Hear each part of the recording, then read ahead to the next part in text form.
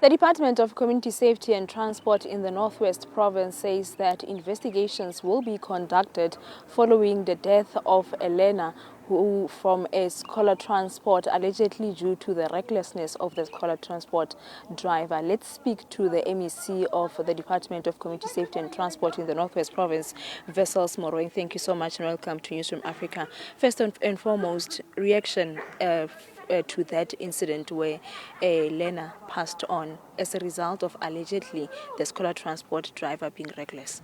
What has transpired is that when I hear from the principal, when she narrates what it has transpired to us, the bus did not have an adequate brakes. So now, as a result, it failed to brake. Now the learner jumped out of the bus, because this is the second incident that was happening according to what I heard. This happened 2 years ago.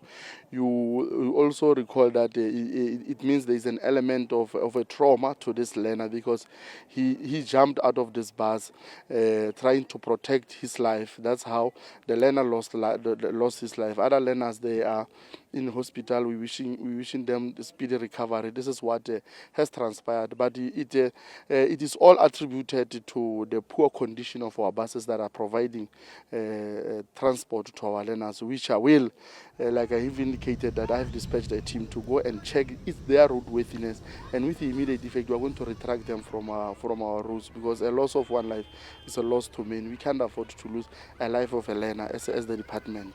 Not only that, the scholar transports have been discovered to not be in a good condition, which is something that you've noted as well. But it should be concerning that the driver was allegedly under the influence of alcohol. Yeah, that is why generally I spoke about the behavior that I really do not like as the MEC of this department with regard to most of our service providers that are providing this scholar transport. I'm not really happy. I don't want to lie to you. It's many incidents. They range from the recklessness of our drivers. They range from our service providers not paying the person whom they've hired a bus from, because remember, this is how our tender was structured. You are allowed as Fifi to can go and hire a bus from me as a bus owner.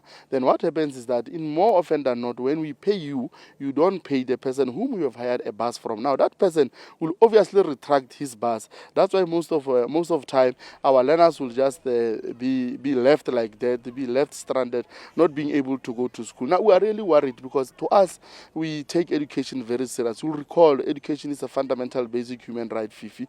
We cannot leave the situation unattended.